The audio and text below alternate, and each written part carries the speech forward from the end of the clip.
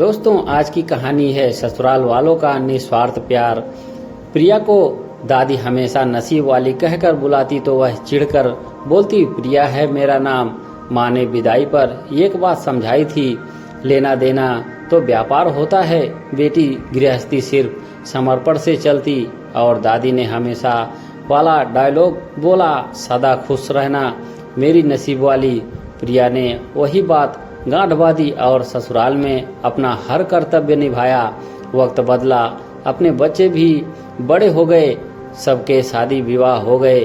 साथ ही खाली जमीन ले अम्मा बाबूजी ने 2 बड़े बड़े घर बनवा दिए, और एक देवर जी के लिए और दूसरा ननद के लिए। घर में सबको अजीब लगा।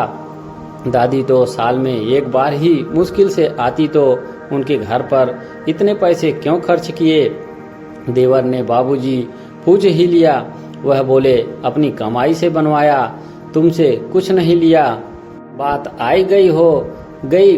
दीदी अब आई तो बाबूजी ने उन्हें घर की चाबी दी। दीदी ने प्रिया को आवाज लगाई और बोली, भाभी तुम बहू और बेटे वाली हो, अब मेहमान आते रहते हैं, बेटी दामाद भी आते हैं, सफाई करवा लिया करो। और दिन में ऑफिस होता है, रात को बच्चों को सोने भेज दिया करो। मेरा परिवार तो जब भी आता माँ बाबूजी के साथ वाले बड़े कमरे में ही सोता।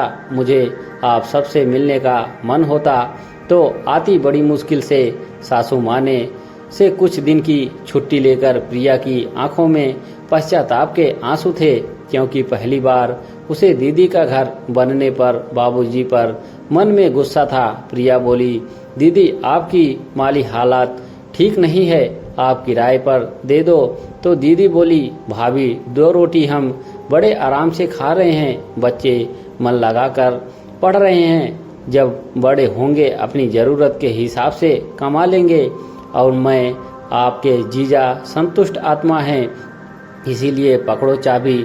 हमारी अन्नपूर्णा भाभी सदा मेरा मायका ऐसा ही बनाए रखना, और जब मुझे ज़रूरत होगी मैं हक से मांग लूँगी। प्रिया ने चाबी बहू के हाथ में दी और बोली, बेटा यह आप दोनों का घर।